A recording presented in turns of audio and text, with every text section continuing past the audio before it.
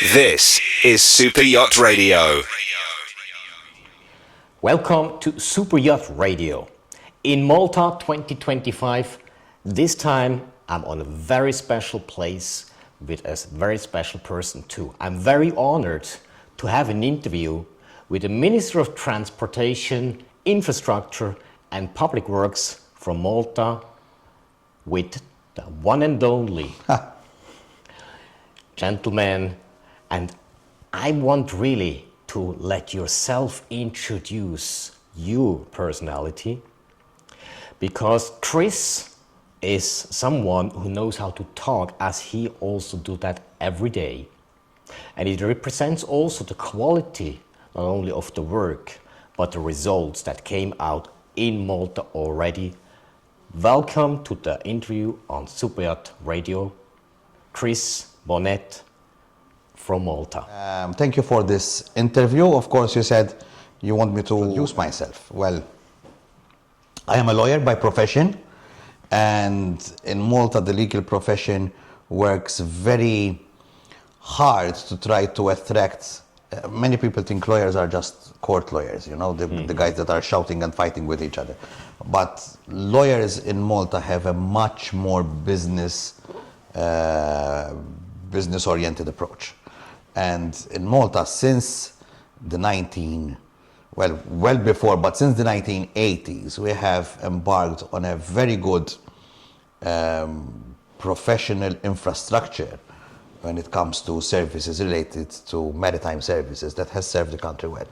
And this is working so well that now I am in charge, if you can say that, of the biggest maritime fleet in Europe and the biggest super yacht fleet in the world. And I'm not exaggerating it, because those are the numbers by gross tonnage that our flag, the Malta flag, has. Of course, reaching that target took a lot of hard work, a lot of expertise. In Malta, we don't have natural resources. Our only natural resource is the sea, and you can say the sun as well. But our best resource by far is human. So we have worked a lot as a government through various legislatures, not just this government, on honing skills, on upskilling people, on making our professions more professional, in order to make this maritime industry that we have one of the leaders in the world. And I think we're showing that we are leaders in the world. Awesome. I'm here in Malta actually because also on the boat show, the Malta boat show that happens the second time this year, is kind of a new project.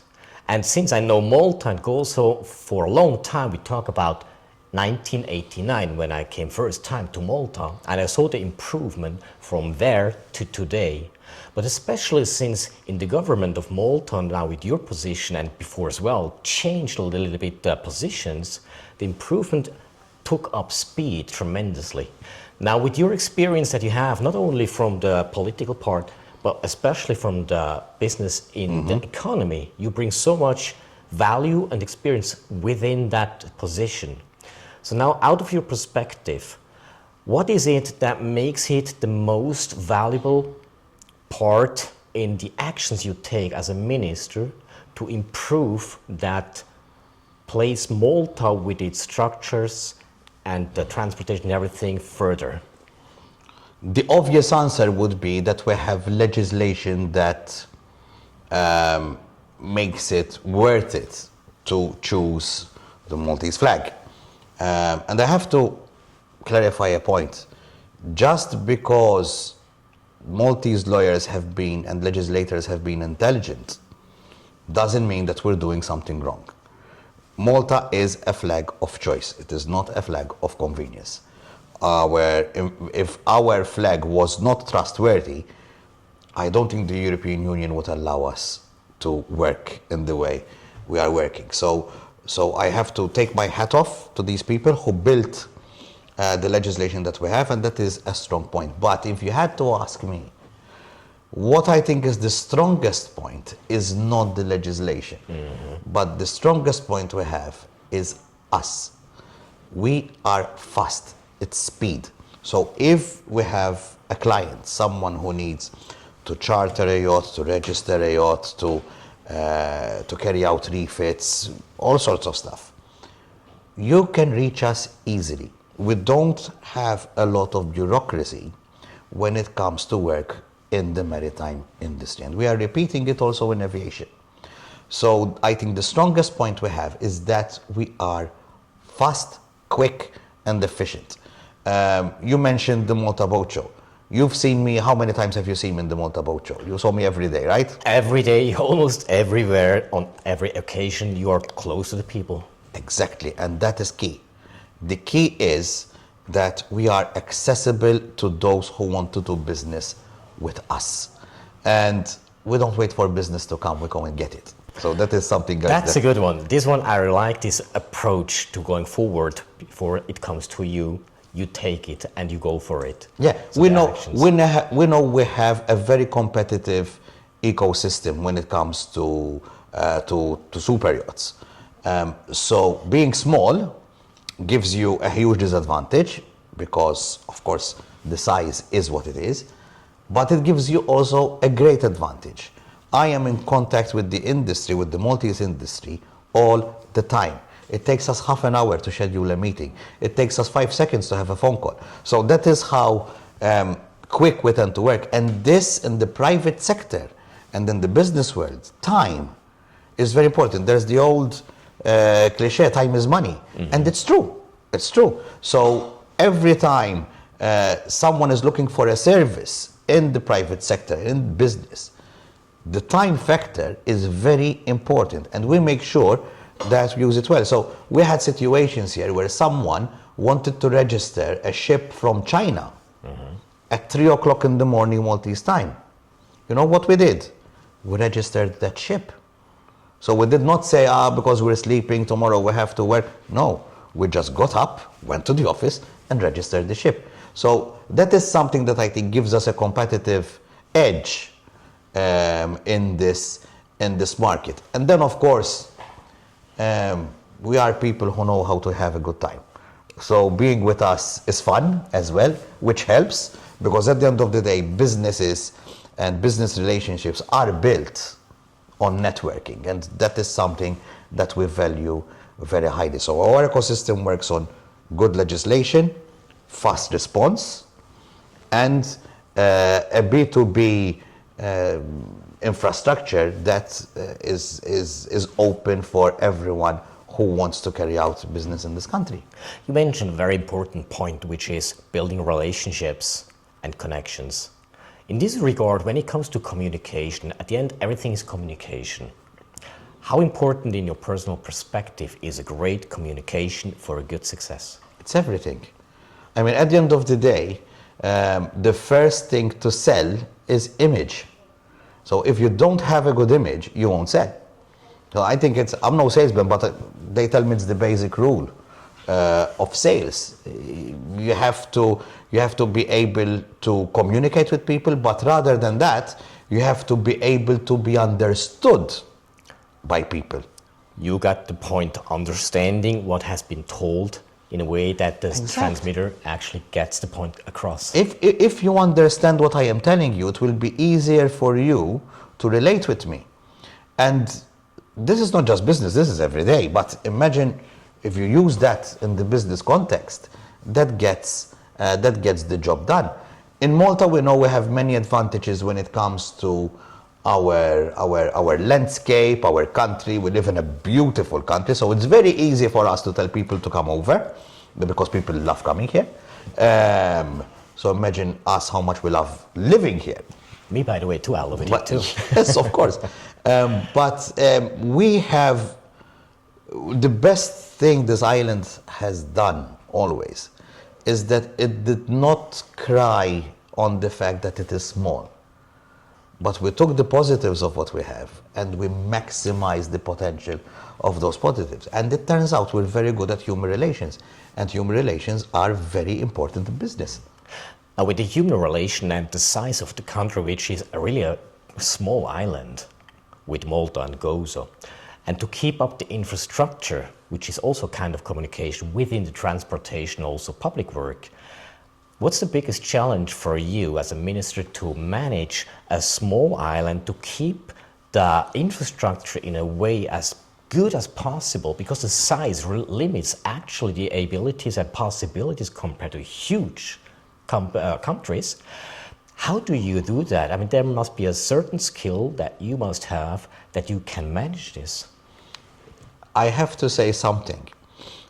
When we spoke about human relations, those are key. But then there is another component which is equally important to being, to have the ability to network and maintain relationships.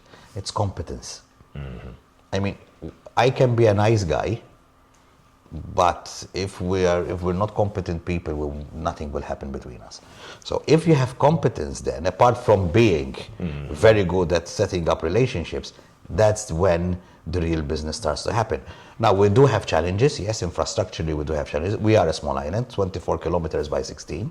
So it is what it is. The size is what it is. We have limited spaces where to berth, if we speak about boats, because again, the size is that size.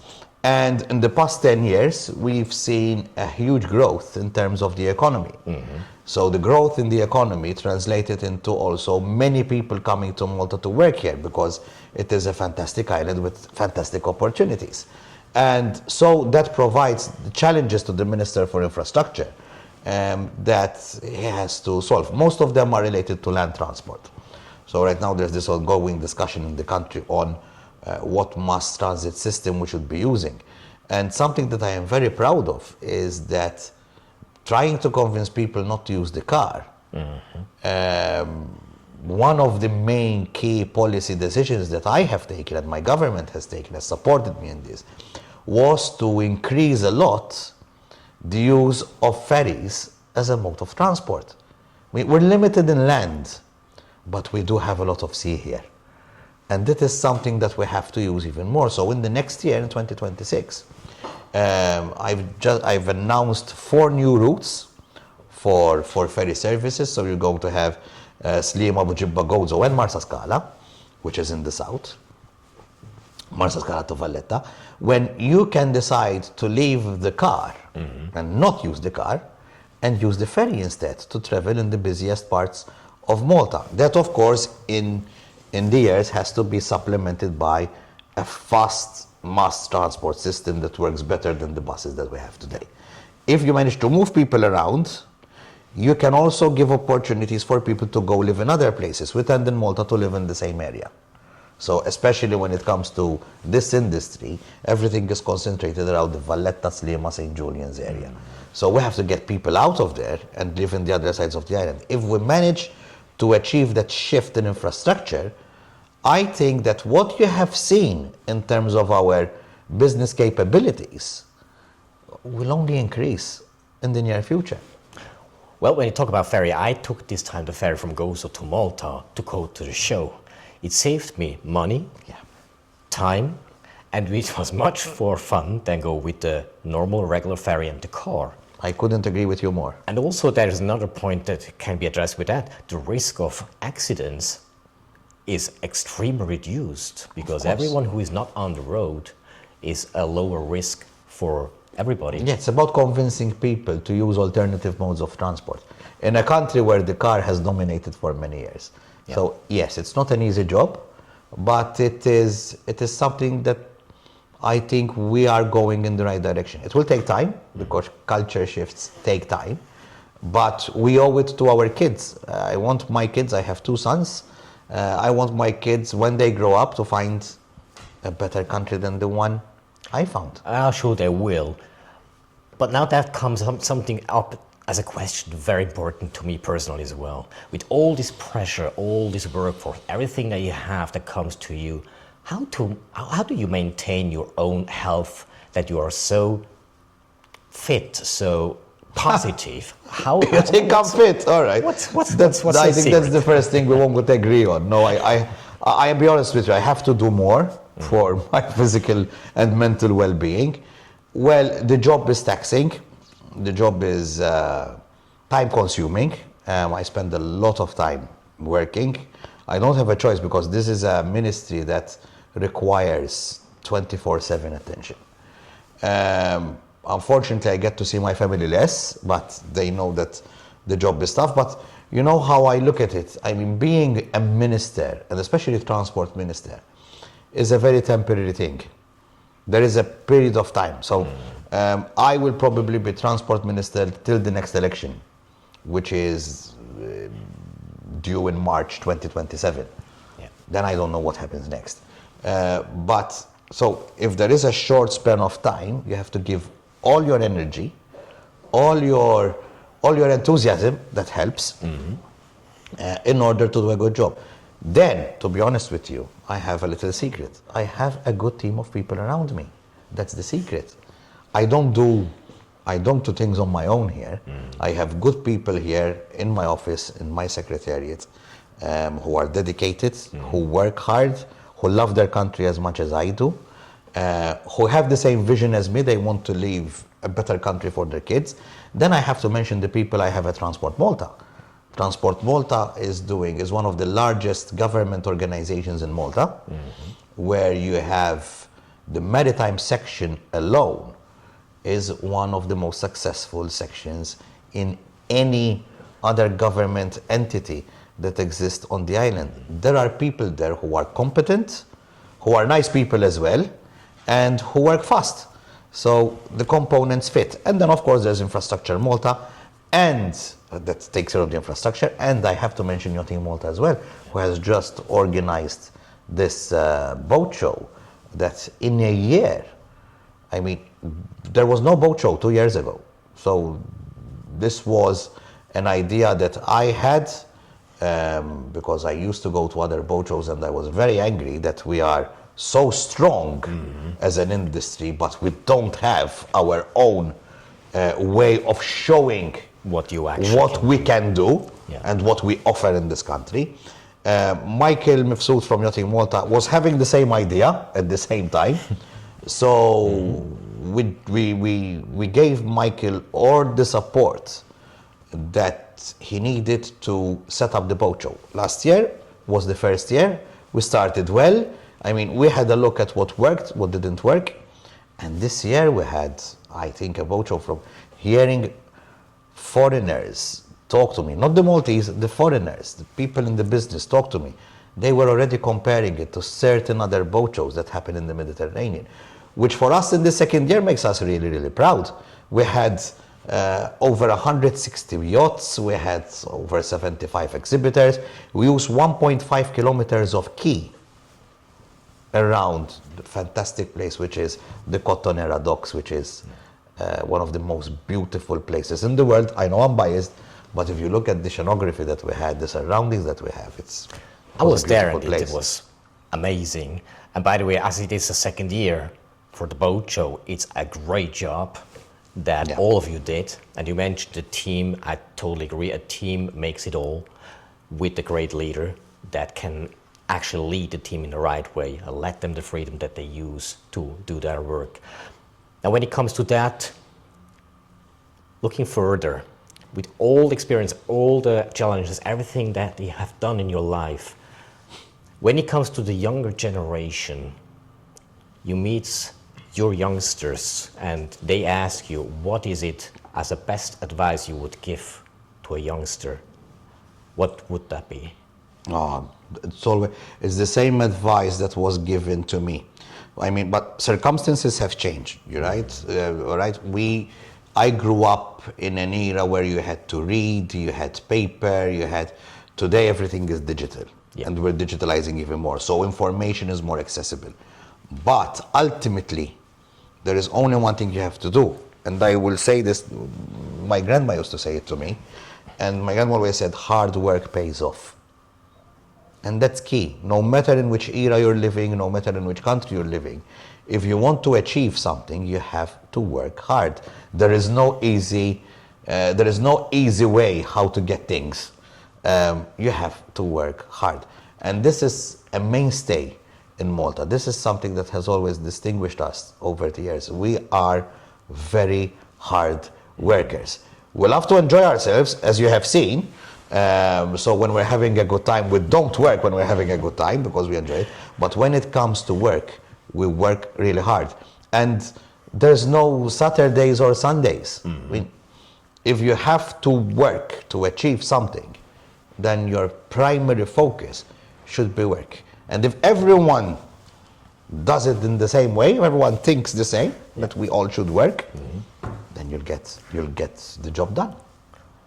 That's an awesome advice. Now, for you listeners and visitors of Super Yacht Radio, if you take that advice, working hard and smart and with a team, take that advice, suck it in, use it, make your own DNA out of that, implement it into your activity that you have on a daily basis, and eventually will become also very successful. Thank you very much, Chris. It was really great to have this interview with you. Looking forward for the next boat show. Yeah, of course, next year. Next year? It will be bigger, I'm pretty sure about it. I believe absolutely that's the case, and I can't wait for it. Thank you very much for your time, Chris. Thank you so much. It was a pleasure. It was a pleasure too. Thank you. Thank you. Thank you. You are listening to Super Yacht Radio.